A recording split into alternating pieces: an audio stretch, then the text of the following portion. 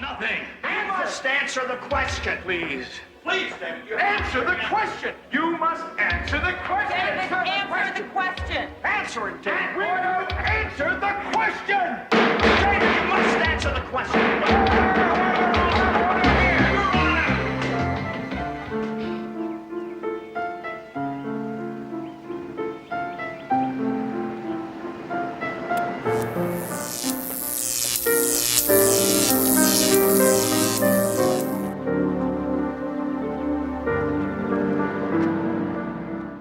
So we are talking about Trial of the Incredible Hulk, which was the second in the trilogy of made-for-TV Incredible Hulk movies. This one actually directed by Bill Bixby, who of course played David Banner in the TV show and in these three movies. This one actually has the debut appearance of a live-action Daredevil, aka Matt Murdock, and obviously now we've seen him in obviously the Netflix TV shows. And obviously we had the Ben Affleck movie before that, but here he actually gets his live action screen debut. And the interesting little nugget with this one is that you'll notice if you do watch this movie, his costume is very reminiscent of the first season of Daredevil. Now, interestingly, when this was made, Stan Lee hated the fact that they didn't have the classic red horned version of the suit. But interestingly, this suit was an inspiration for later Daredevil, like an origin story in the comics, and then that of course influenced the Netflix TV show. So it's all circular. The story here, basically, you have David Banner gets kind of accused for a crime that he didn't commit. He ends up getting involved with this these two guys on a train who assault this woman, and they're part of a larger kind of criminal conspiracy by the Kingpin. Yes, that Kingpin. Also, his live action debut as well, played by John Rhys-Davies. And ultimately kind of gets put in prison, and it's up to Matt Murdock to try and set him free. So what is this what's the movie like? This was actually meant to be a backdoor pilot to a Daredevil TV show, much like The Incredible Hulk Returns was meant to be a pilot for the Thor TV show. So I've got to say, I feel this one maybe worked a little bit better than the Incredible Hulk Returns, or I do still kind of quite like that film to a certain degree.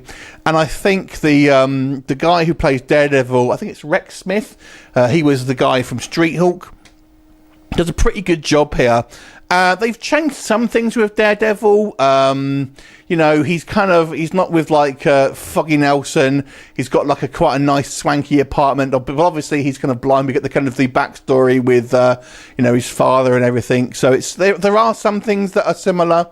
His kind of faith is not really massively touched upon. There's just a couple of things that obviously lead us to think obviously he's Catholic and all that, but it's not really kind of hammered home like it has been in some of the later adaptations. Well, obviously the big thing is going to be the way his suit looks, but I think it kind of works for this.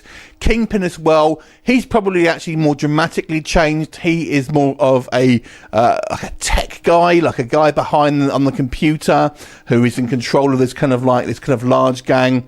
We don't really see too much of him, if I'm honest.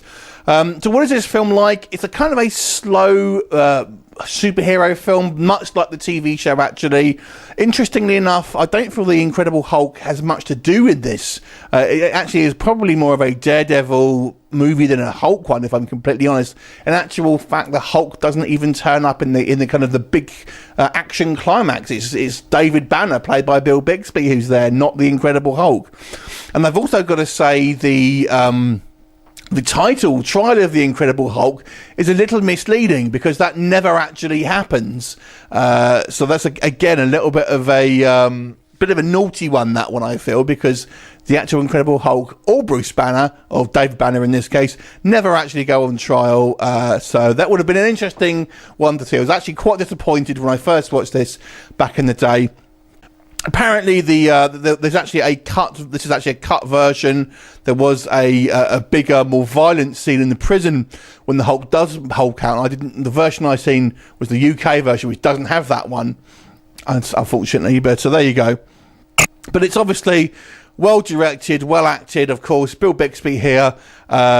always great. Although, you know, I remember when the Red Hulk came out and everyone was complaining when they found out it was that Thunderbolt Ross that his moustache went away.